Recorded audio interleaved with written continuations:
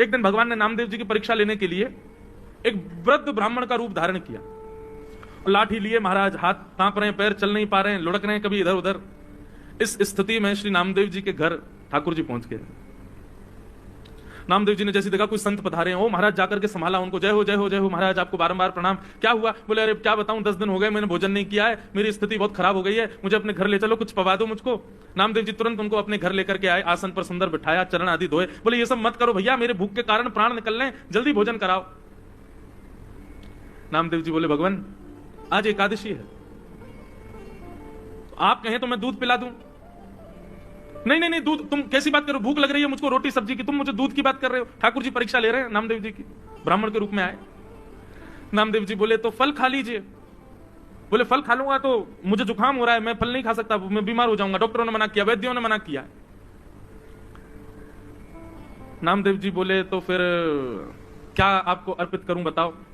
बोले दाल भात बनवाओ, दाल भात बनवाओ, रोटी सब्जी बनवाओ, जल्दी वही पाऊंगा।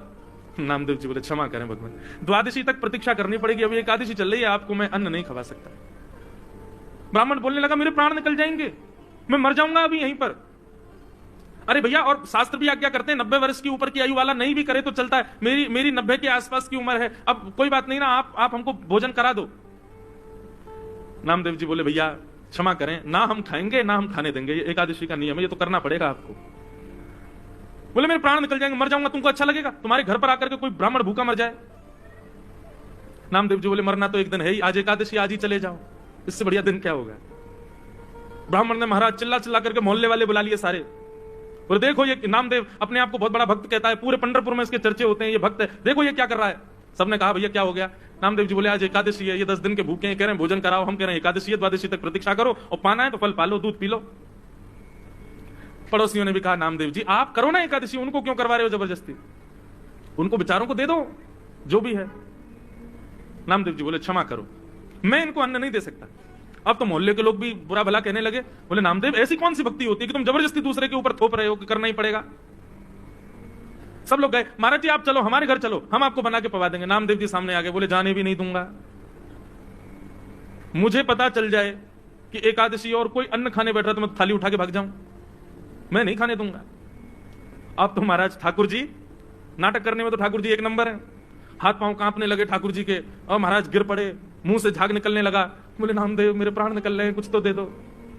अपने बच्चों को बैठाया, बोले सुनो कीर्तन करो, ठीक है आप प्राण त्यागो, वैकुंठ में जाइए, वहां जाके ठाकुर जी से कहना वो पवाएंगे आपको।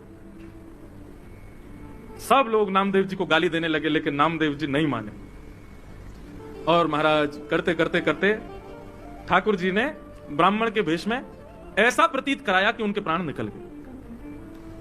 और जैसे ही प्राण निकले, मोहल्ले के लोग, पंढरपुर के लोग नामदेव जी को खड़ी खुट्टी सुनाने लगे। बोले अरे नामदेव ब्रह्म हत्या लग गई तुझे, ऐसी कौन सी एकादशी है, ऐसी कौन सी एकादशी जिस पर तू इतना ज्यादा मचल रहा है, आज तुझे ब्रह्म हत्या लग गई। नामदेव जी के नेत्रों से अश्रु आने लगे, चरणों में प्रणाम किया, तुलसी की माला लाकर के उस ब्राह्मण देवता को पहना दी। बोले कितना भाग्य है इनका, पंढरपुर क्षेत्र में चंद्रभागा नदी के तट पर, और एकादशी के दिन प्राण त्याग दिए, और वो भी निराहार होकर के, बिना आहार लिए। कितने बड़े सौभाग्य की बात है। देवी अपनी पत्नी से बोले अब हमको ब्रह्म हत्या लग गई है, ठीक है एकादशी के लिए ही सही, लेकिन हत्या तो हो गई, कारण तो हम ही लोग बने। अब ठाकुर जी तो हमारे हाथ की सेवा स्वीकार नहीं करेंगे, और अब तो हम नाम जाप करने के भी अधिकारी नहीं है क्योंकि ब्रह्म हत्या लग गई। चलो इन ब्राह्मण देवता की अंत्येष्टि करते हैं, और उसी चिता में हम लोग भी जीवित अपने प्राण त्याग देंगे। जब हमने ऐसा किया तो हम ये करेंगे। ठाकुर जी की महाराज ब्राह्मण वेश की अर्थी बनाई, अर्थी पर ठाकुर जी को लिटाया। ठाकुर जी अभी भी परीक्षा चली रही है ठाकुर जी की, सोचो कितनी स्थिति पहुंच गई, यहां तक तो कोई भी हम में से आप में से कोई भी पिघल जाएगा, लेकिन नामदेव जी नहीं माने। सुंदर चिता लगाई, चिता पर ब्राह्मण देवता को बैठाया, अपने छोटे से पुत्र को बैठा दिया, अपनी पत्नी को बैठा दिया उसी चिता पर, और स्वयं भी बैठ गए, और पंडरीनाथ भगवान का स्मरण करते हुए चंद्रभागा नदी को प्रणाम करके अग्नि का एक सुंदर लकड़ा लेकर के स्वयं चिता में अग्नि लगा करके नामदेव जी हाथ जोड़ करके बैठ गए।